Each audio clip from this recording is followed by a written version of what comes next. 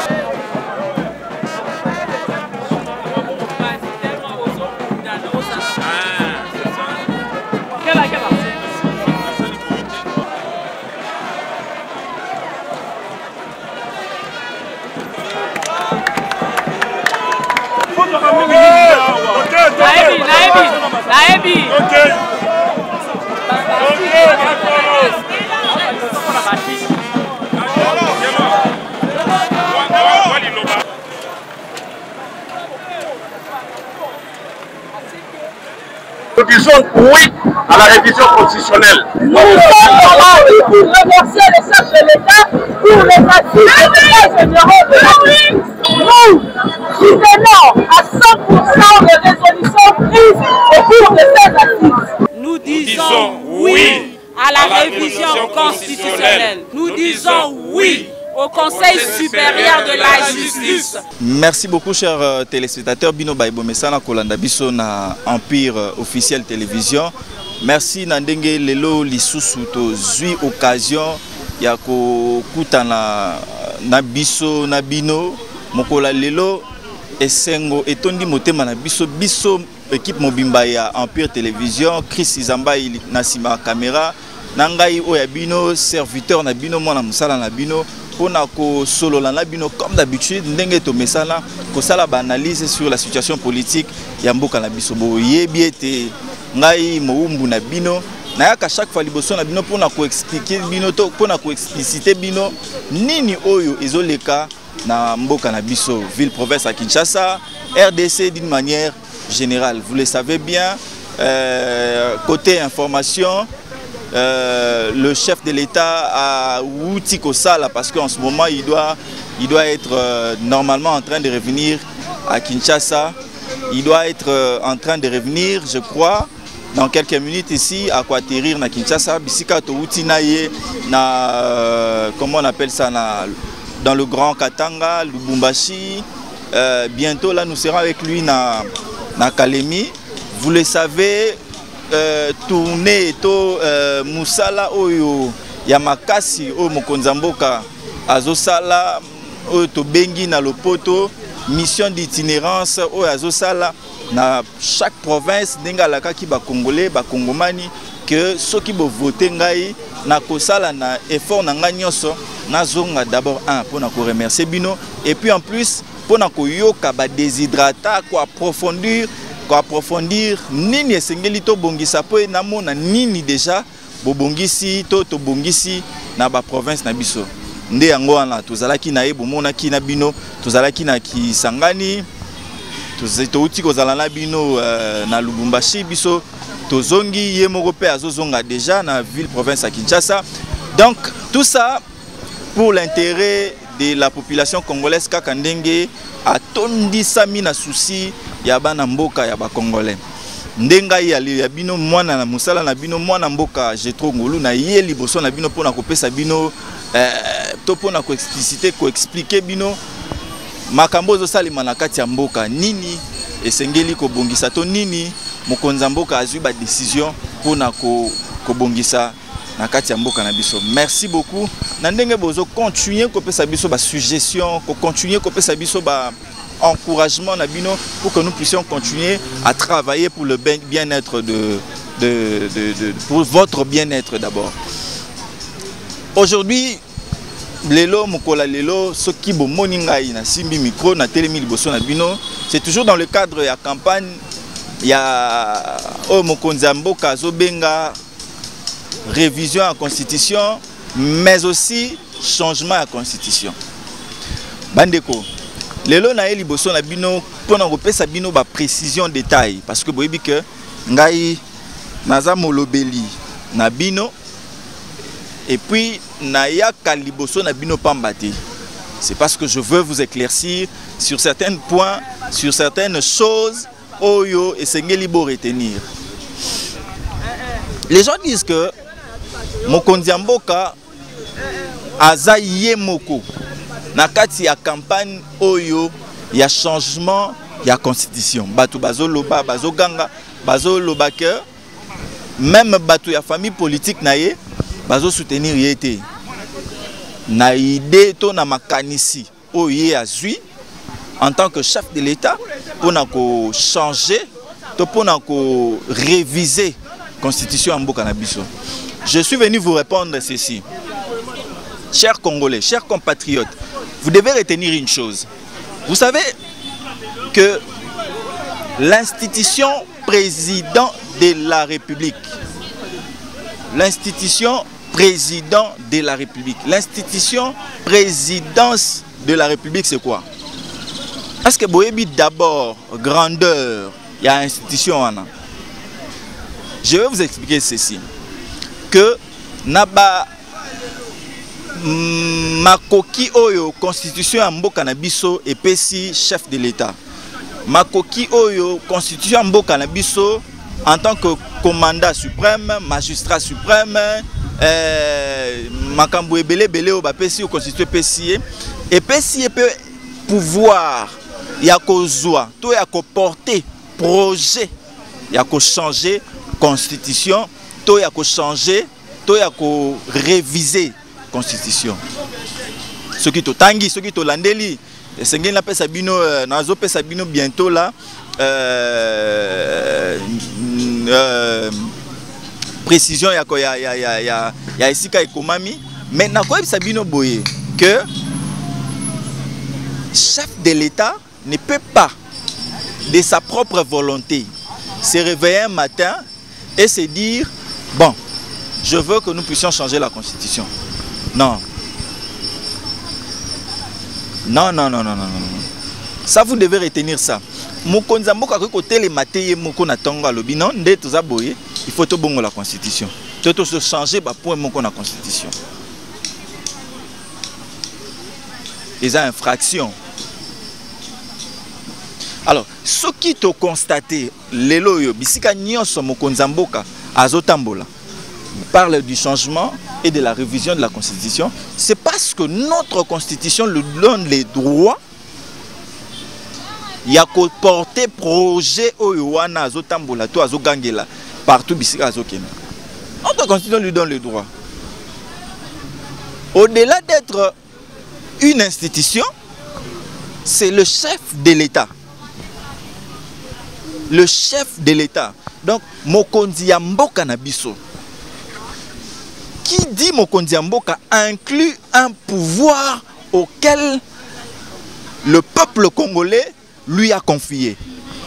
Donc, Nganayo, Topesi, Félix Antoine Tshisekedi pouvoir y a décider sur l'avenir de Mboka Nabiso. Il faut que tu bloquer là.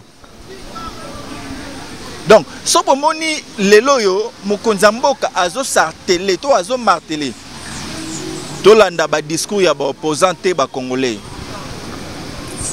Je vous ai toujours dit et je vous dirai toujours. Aujourd'hui, il s'est dit opposant, mais er ya kokoma partage ya gâteau, to partage ya pouvoir. Pour moi, on a qui opposition aussi là. Kombo ya opposant, to kombo ya peuple na munoko. Et que vous allez souhaiter. Tout ce qu'on a bino adresse Oyo Ndeko Martin Fayoulou a outi ko sala a sali sortie médiatique na yenga mesana accusant le chef de l'État na ko usurper bokondi na ye azana plein droité ya koloba makambo alobi. Mais moi je ne répondrai pas à monsieur Martin Fayoulou, plutôt je répondrai ceci na ba allégation na. Je dirais que monsieur Martin Fayoulou, si tu lis ce que tu as penza ba texte, ce que tu as penza constitution mboka na biso, au moment que et loko mon côté na carte sa constitution et empêcher monsieur Félix Antoine Tshisekedi, président de la République, à réfléchir. Et loko mon côté a empêché, et loko mon côté epekisi à raisonner, to a porter, to a kanisa. Ko bongola Constitution na biso, to pe ko réviser Constitution na biso. Et là comme côté, Azana droit. D'abord en tant que Congolais, en plus en tant que chef de l'État, en tant que président de la République, Azana droit, plein droit nyoso. Yako bongo la Constitution. Yako loba, plutôt même pas yako loba, mais yako kanisa. Que esengeli to bongo la Constitution na biso. Mais kasi koki ko kanisa te ala muki na tongo alobi na kanisi to changer pe constitution changer non. To tanga bien na constitution. Et lobi boy que mokonzi mboka za na droit ya kobo ya koloba to ya ko kanisa que to koki ko changer constitution. Mais esengeli a consulter d'abord 1 le parlement, 2 le gouvernement, 3 peuple congolais. Ko consulter peuple congolais linko lobanini. Ko consulter peuple congolais to ko salango 1.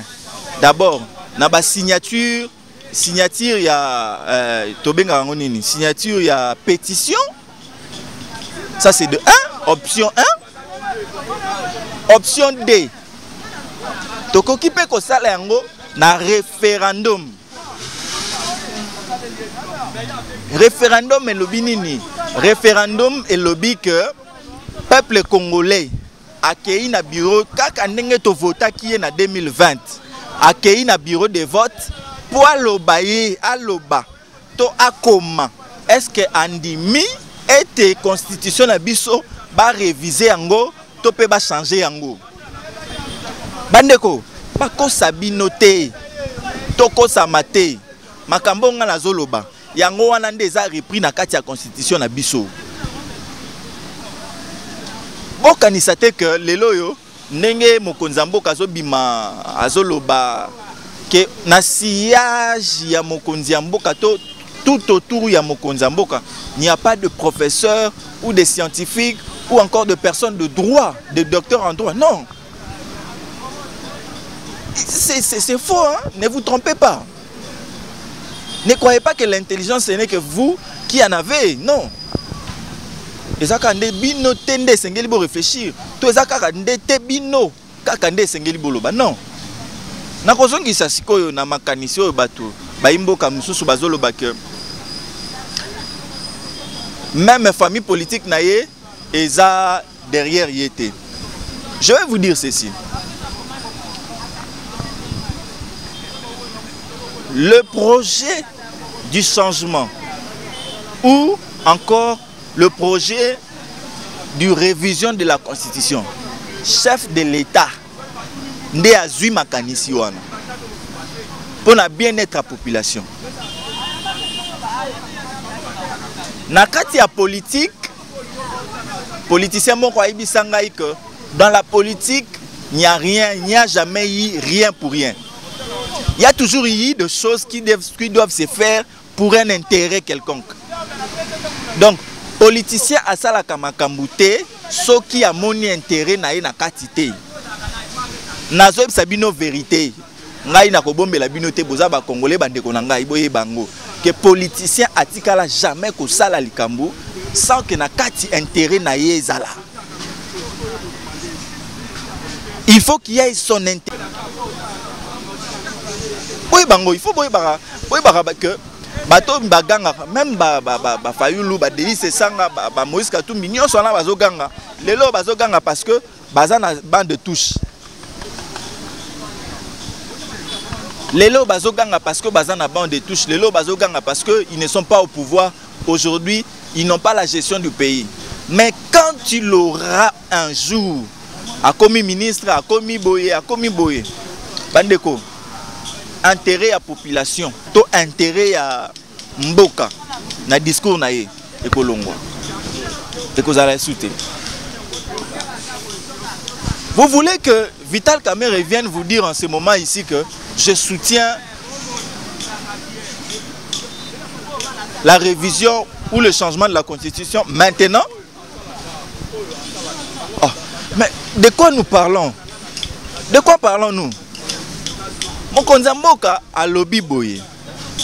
Toyoka bien, na Kisangani a signifié boye. Même na Lubumbashi a répété a lobby que bien sûr na zui idée, to na zui makanisi ya ko changer constitution. Mais esengeli na vandi sa bateau. Bauti na ba esika ndenge na ndenge, bauti ba professeur, bauti ba docteur, bauti ba scientifique. Tovandi sa bango elongo. Bato wana tango bako vanda elongo, nde bisika bato wana bako réfléchir. Ndenge nini tokoki kosala pona kobongola constitution na biso. Mais kasi réflexion wana kozala pona parlementaire, réflexion wana kozala pona population te, réflexion wana nde kokende pa ya mokonzi ya mboka. Nde o ya bengi une commission mixte sera établie. Ya bengi yango commission mixte. Bandeko, tolo baka français malamu, toyo kaka français malamu. Mokonzi mboka lobi une commission mixte sera établie. Elingo loba nini? Bato bako vanda bako réfléchir na kati na bango, ba résolution o na kati ya réflexion na bako zwa, bako ya nango likolo ya mesa na ngai balakisi ngai. Ngai nde ndenge lobami na constitution mokonzi mboka nde sengeli azwa réflexion wana amema yango na parlement nde ako décider. Donc soki mokonzi mboka azwi réflexion alobi OK na kati ya réflexion ba scientifique to ba imboka ba réfléchir na monito changer constitution par exemple to na monito ça la révision en constitution par exemple azwi projet wana amemi yango siko na parlement, amemi yango na gouvernement. Abi botala ngai na zui projet ya ko changer constitution, projet yango yo. Je soumets au parlement, je soumets au gouvernement. Ce que gouvernement, parlement va travailler, constitution et lobby. Projet wana esengeli ekita epa ya population. Donc, ce qui mokonzi mboka a décidé, ce qui parlement, gouvernement est décidé, biso pe population toza na droit ya ko décider. est-ce que constitution est sénégalaise à la changer? Est-ce que constitution est sénégalaise à la maintenir n'engezali? Ce qui biso population to boyi constitution est à la changer te bako sabino te mutu wako sayote population fongola matoyi yoka. Ce qui oboyi que constitution est à la changer ok na bureau de vote au voter to au boyi que constitution est à la changer bako changer constitution te. Il faut to yebango, il faut to kangango etika la lokola etika la lokola devoir na mitu na biso que constitution koki kozala changer te soki ngai na décider. Donc ngai nazolo ba population soki population boyi que constitution za changer constitution za la changer te.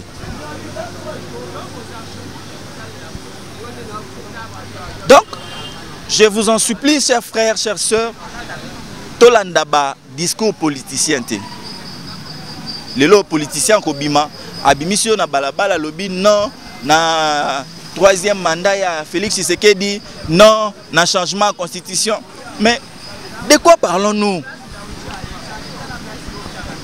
Aouti ko limbo la biso awa na Lubumbashi tozalaki awa limbo li biso lobby. Mais ngai nazo est-ce que ngai na beti li solo à troisième mandat? Est-ce que ngai na beti li solo ya que s'éterniser na pouvoir? Si ko pa bisabino na munoko nini? Omoni nde bisika na ndimi mokonza mboka bisika lobaka ke l'opposition na biso eza opposition moko ya pété ya nzala. Pourquoi d'abord un bazanga ka argument, bazanga ka actualité. Il suffit seulement que mokonza mboka bouger, bango va récupérer. Il suffit seulement que mokonza mboka sa la déclaration moko boye, bango va récupérer.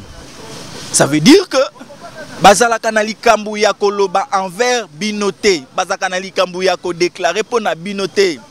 Li paso ke mati, nzela soke zate, embouteillage, courant, maille ezate, soki biloko wana nyonso eza réuni te, conditions de vie na bino population eza malamu te.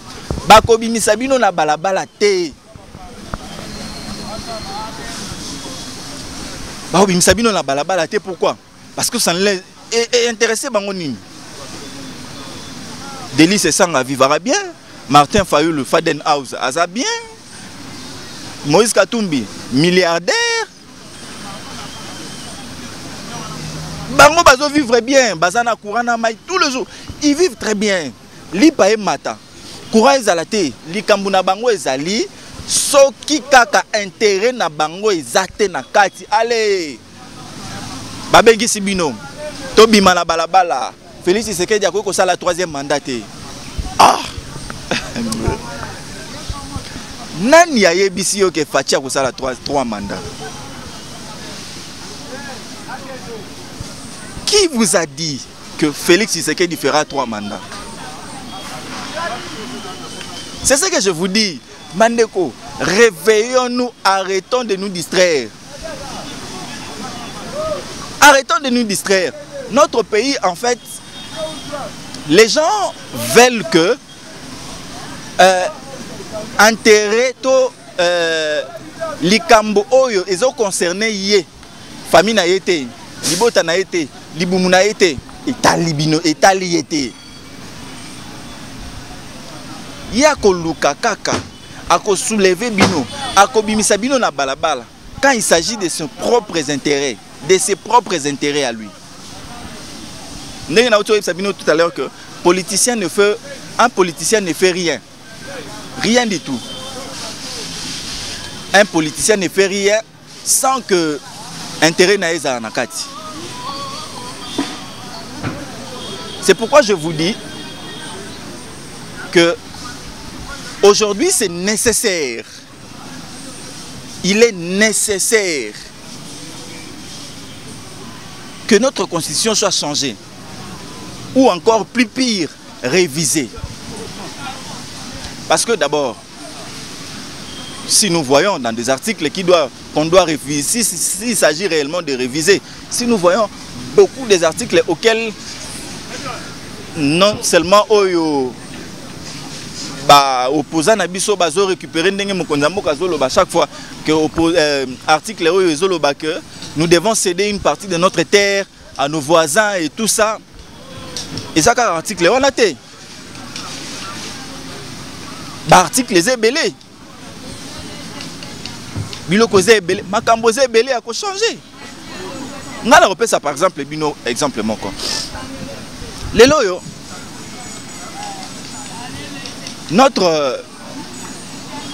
nos provinces, la ville-province, nos provinces, ainsi de suite, ils ont un problème de gouvernance. Il faut que... La province n'a pas problème. Ils ont un problème de leadership. Voilà par exemple la ville de Kinshasa aujourd'hui. La ville de Kinshasa est mal gérée. La ville de Kinshasa est gérée par un incompétent. Un incompétent, je vous assure. Vous allez me dire que je suis dur. Oui, bien sûr, je dois l'être. Pourquoi? Parce que nous le voyons. Un incompétent est à la tête de notre ville-province de Kinshasa. Qu'est-ce que nous allons faire? Si aujourd'hui, le chef de l'État a se réveillé, toi, la moukité, à l'objet, par exemple, que si la Constitution, bien sûr, peut ça qui est pouvoir, il y a Kolongola. Gouverneur Yamboka. Mais lelo yo bakinois nyonso na milelo bazo le embouteillage, salité, maï, tout ça. Tenga to le laté. Constitution PC chef de l'État pouvoir té, ya ko nommer et PC pouvoir té, ya ko révoquer gouverneur. To landa to tanga bien constitution. Constitution et PC mokonza mboka té pouvoir ya ko révoquer. Il y a qu'on nommé gouverneur de la République, de notre ville, plutôt de nos différentes provinces.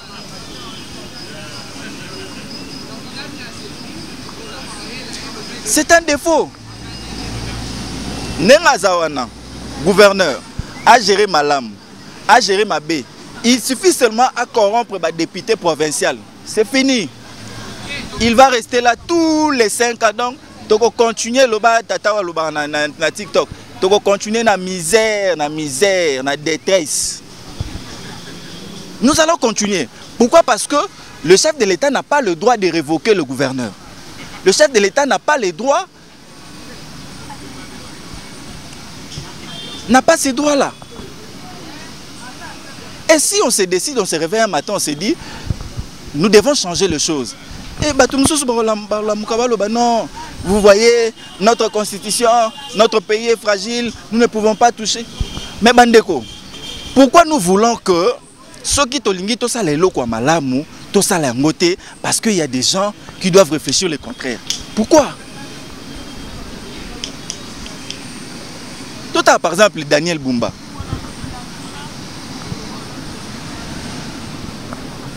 Na ba bêtise nyonso o Bumba azo kolakisa biso lelo yo Bumba azo koka ko gérer ville à Kinshasa te. Ville à Kinshasa est à hauteur ya Bumba te. Et vous le saviez, nous le savons bien. Tozo monango. Qu'est-ce que nous allons faire? Aujourd'hui biso toza tozui toza ba journaliste bien sûr, mais tozo dénoncer. Mais nous sommes en danger. Nous disons nous pouvons dénoncer. Mais après,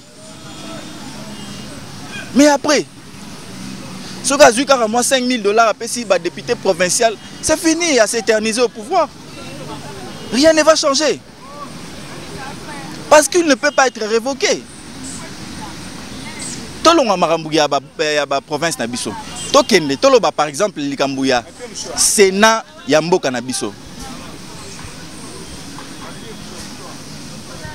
Est-ce que en ce moment ici, avec le budget, Tombo Kanabiso Eza ko boité, parce que nous n'avons pas jusqu'à présent, tous en est là en développement. Na Europe, nous sommes le pays en voie de développement, mais tous en a développement. Est-ce que nous avons besoin d'une institution comme le Sénat dans notre pays? Et ont consommé biso mbongo, je vous dis. Bah, sénateurs, plus de 100 combien? Plus de 109 sénateurs. Plus de 109 sénateurs. na bango moko bazo consommer budget à plus de 500 000 par mois. Plus de 500 000 $ par mois. Sénat au bomo na kawana. Est-ce que tout ça a besoin de Sénat na mboka na biso? Nous devons réfléchir. Vous voyez? Alors, si de telles choses comme ça nous réfléchissons, nous donnons des avis. Les gens disent que non, ce n'est pas le moment. Les problèmes d'abord, devons arranger les ventres des... Mais ça fait partie de la situation de notre pays. Nous devons y réfléchir. Il faut te réfléchir sur Yango.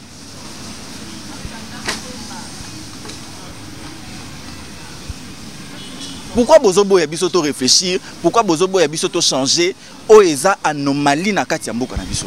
Pourquoi vous ne voulez pas? Pourquoi vous ne voulez pas? Pourquoi Bozo bimisa argument ya o que azo changer yango parce qu'il veut rester au Angasa la troisième? Non, ça la troisième mandat.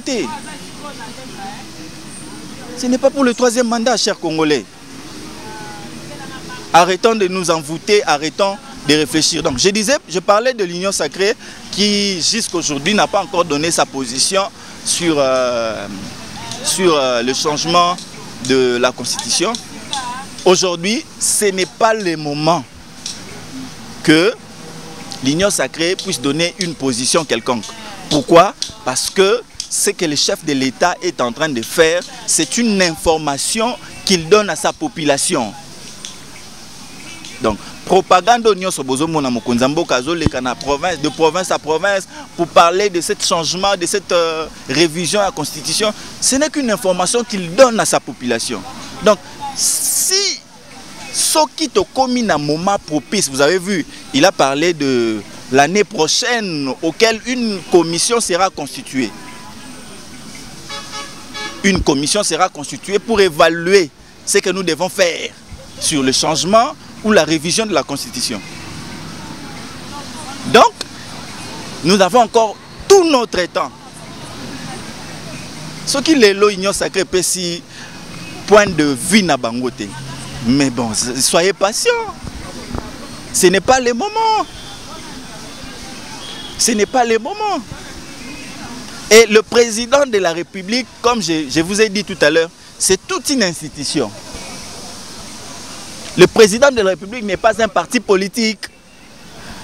Le président de la présidence d'ailleurs de la République n'est pas un regroupement politique. Ce n'est pas dit que si le chef, ce n'est pas une obligation. Ce qui chef a bimi, a pessi, a vu mon koboye, l'Union sacrée peut faut récupérer. Nous ne sommes pas à l'époque de Djalelo. Oya Kabila. Je m'excuse. Oya ancien président.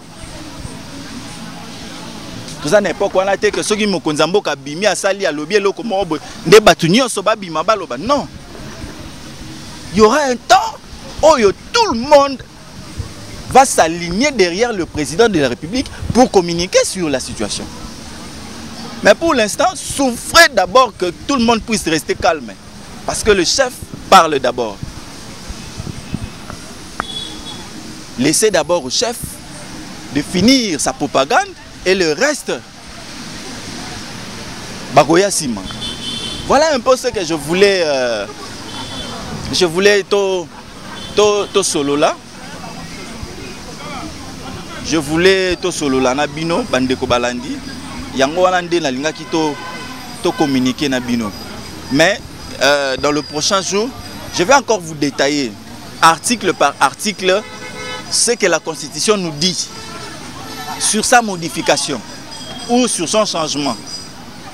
Je reviendrai avec vous dans la Constitution awa pour na ko expliciter bino to pour na ko ebisa bino ndenge nini makambu ezo lobama na kati ya Constitution na biso.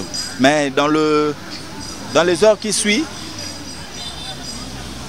vous aurez plus de détails. Merci beaucoup na ndenge bo 8 ans na bino ya kolanda biso. Ngai nazaka ka mwana musala na bino je trongolu, c'est mon travail. C'est mon travail de venir vous expliquer ce qui se passe, de venir vous détailler ce qu'il y a. C'est mon travail. Nous allons continuer. Lelo ataba menace et tout ça. nous n'arrêterons pas de faire notre travail. Merci à Isambay qui était derrière la caméra. Merci à Benjamin, merci à Zico, merci à Keti Angolou, merci à tout le monde d'avoir suivi cette émission du début jusqu'à la fin. Nous allons nous voir dans le prochain jour pour parler d'autres sujets. Sujets évoqués Nabino. Nous allons nous revoir juste après. Au revoir.